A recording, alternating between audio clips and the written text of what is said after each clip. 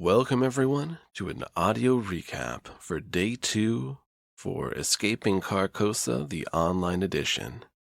We're setting up these recaps to make easy entry points into the story. Now whether you are a listener who's just getting a good refresher, or you're a person who wants to start the journey and you want to see what's going on, or you want a good starting point, welcome to the recap.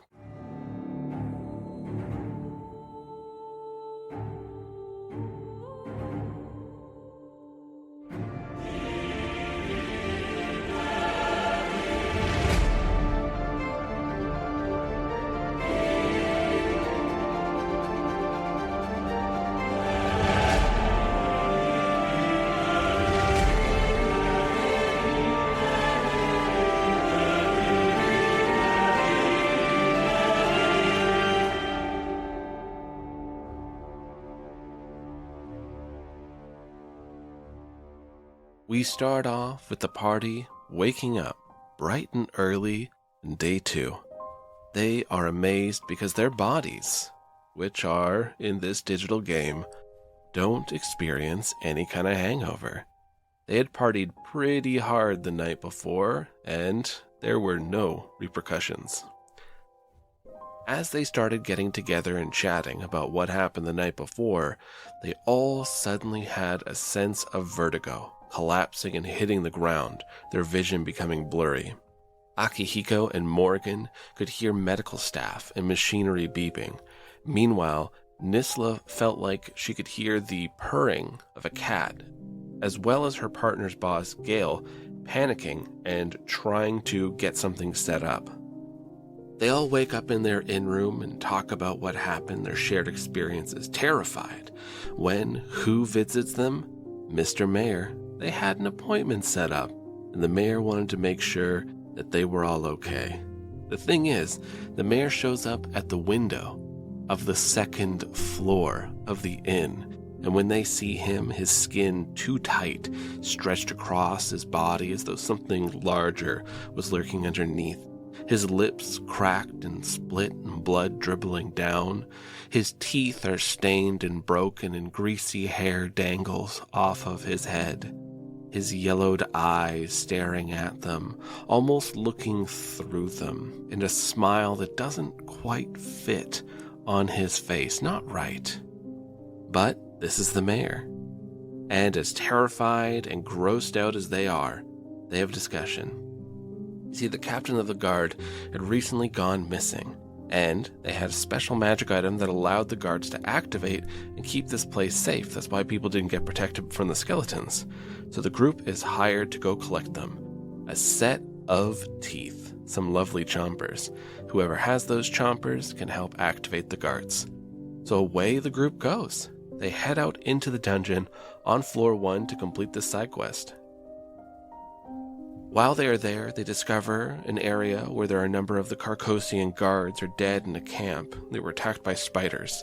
And what do they run into? A dog.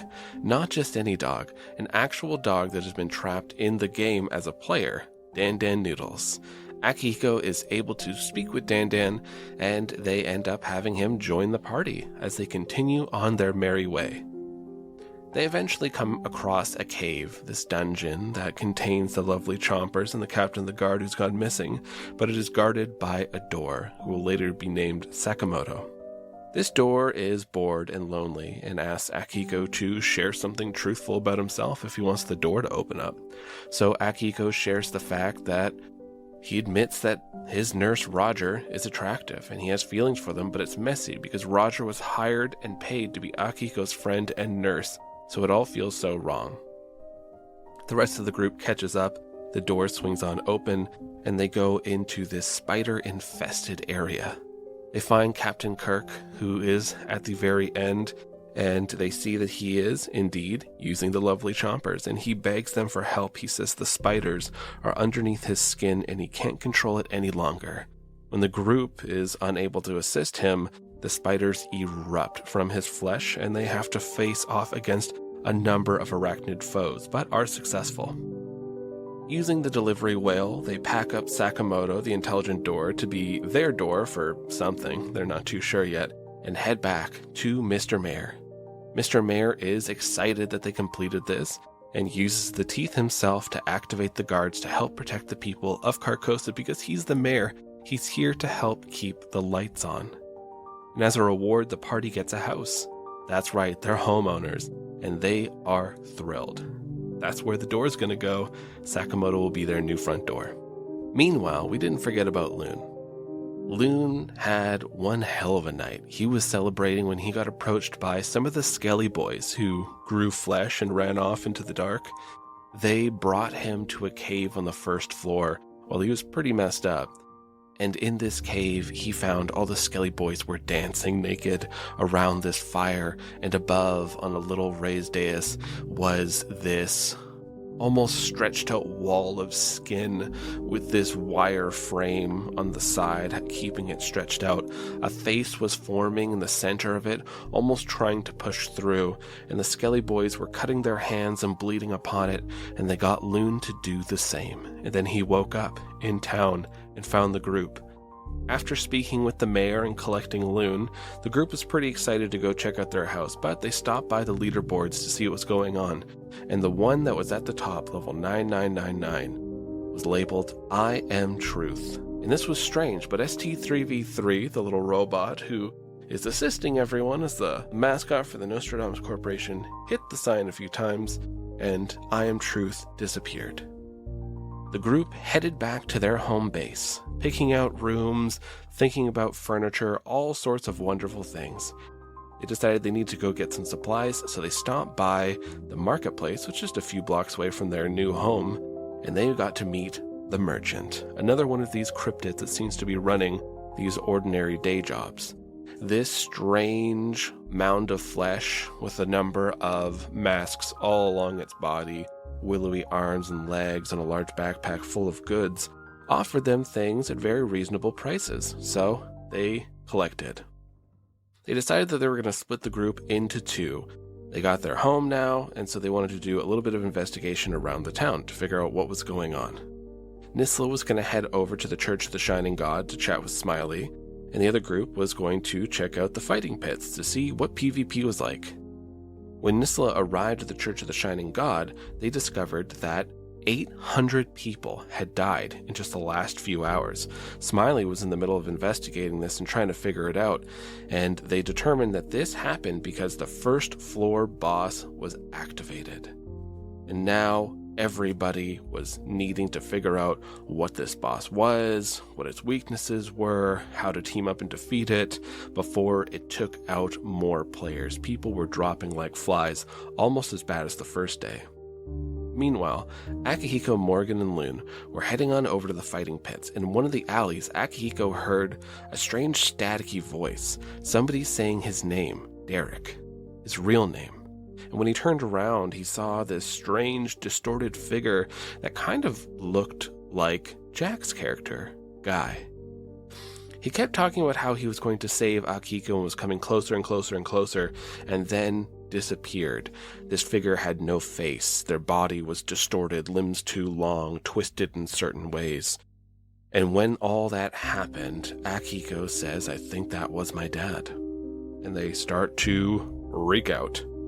But gotta go to the fighting pits. Maybe a little bit of player versus player will help you resolve some of that childhood trauma. The group was cautious, unsure what just happened, but carried on. When they arrived at the fighting pits, they learned that people here could fight in PvP without worrying about dying. When you hit around 1 hit point or so, the game itself would stop the fight. You were unable to attack any longer, and then you'd be healed back to full health. Just a way to have a friendly competition, and many of the players were taking advantage of this. Loon and Morgan signed up to go face off against a few, one person named Cloud Owl and another person named Datahammer. Morgan was unsuccessful and was defeated by Datahammer, this player who chose to play as a robot, and Loon defeated Cloud Owl, the Azamar druid. Meanwhile, Akihiko met up with Nisla and learned about the 800 people that suddenly were taken out by the first floor boss and decided they gotta go investigate. So they went to the library, where they got to meet the historian, a strange arachnid-like cryptid who was just helpful finding them all books. So they started reading through books, learning that there was a creature known as the Wendigo. This first floor boss was a being that was transformed from anger and alienation and removal of community and slowly just giving in to these darker, more terrible tendencies. They decided that they needed to form a large group to take this creature down because it was taking out players in large swaths. So, what to do other than start working with the newly formed guilds that were all around?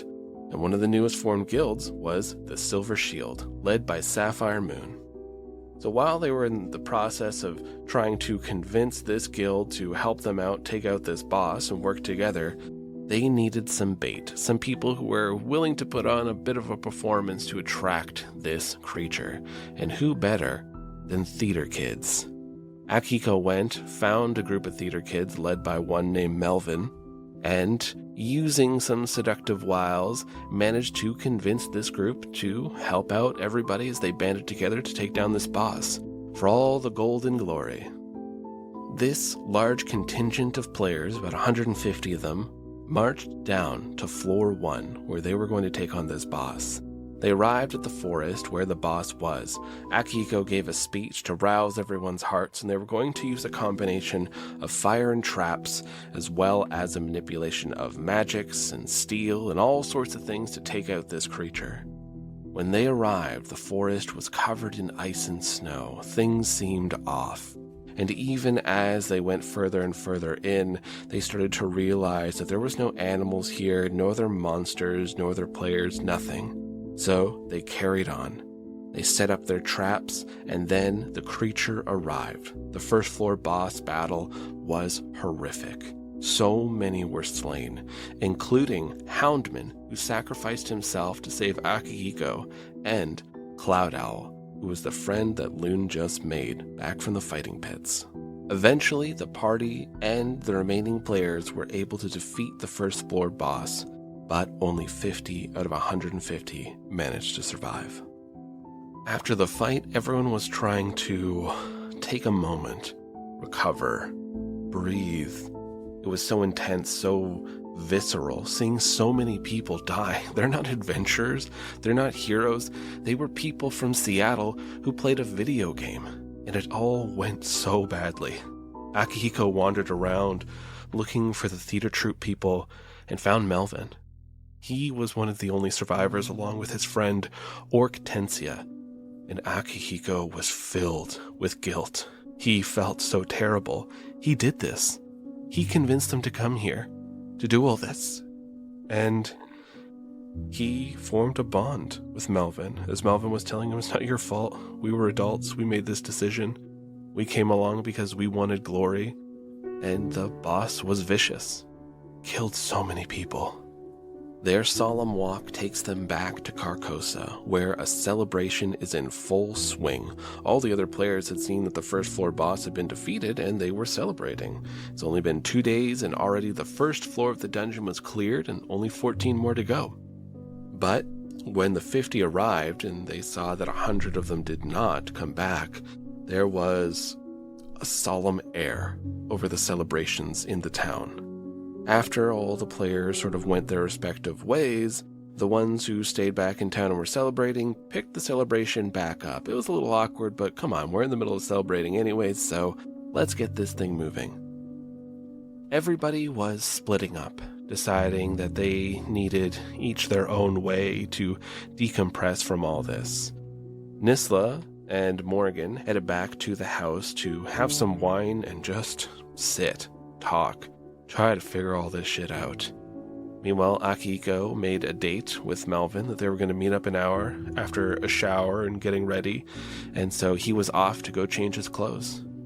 Loon was wandering through the city just trying to put his head on straight because he just watched Cloud Owl die. She was so close to making it to the end, slipped right through his fingers and he couldn't save her. He was wandering with her staff when he came across an alleyway. It was flashing this yellowish color, and when he went into there, he saw the yellow sign on the wall of a building, and he reached out and touched it, and he had himself transported to the true Carcosa, to the one where Hastur rules over with an iron fist. He saw the strange buildings that existed in fourth dimension. He saw the creatures that the mind could not comprehend. And he saw the ruler, the king in yellow, sitting on a throne, and Loon was declared a herald for the king, and the yellow sign was emblazoned on his chest. Meanwhile, back at the home, Nisla and Morgan were sitting there having something to eat as Loon showed up with some food that he ended up stealing from some people, and Akihiko got all dressed up and headed on out to have a nice, lovely date with Melvan. The two of them tried to just find something, some peace, some comfort with one another. As Akihiko and Melvan, they had a lovely dinner. They tried to talk a bit about who they were outside of this game, and they went back up to Melvan's room to just have a night together, just be close, just sleep in the same bed. Morgan and Nisla, meanwhile, were back at the house having drinks when they heard something behind them. There was rustling and movement. First they thought it was Loon, and when they turned around, nothing was there. And then suddenly things were being moved and shifted inside the house. They thought it was maybe a poltergeist. And suddenly they heard behind them in a very staticky voice, like being spoken over a broken radio, "Greetings, I am Truth." When they turned around, the word truth was burned into their coffee table.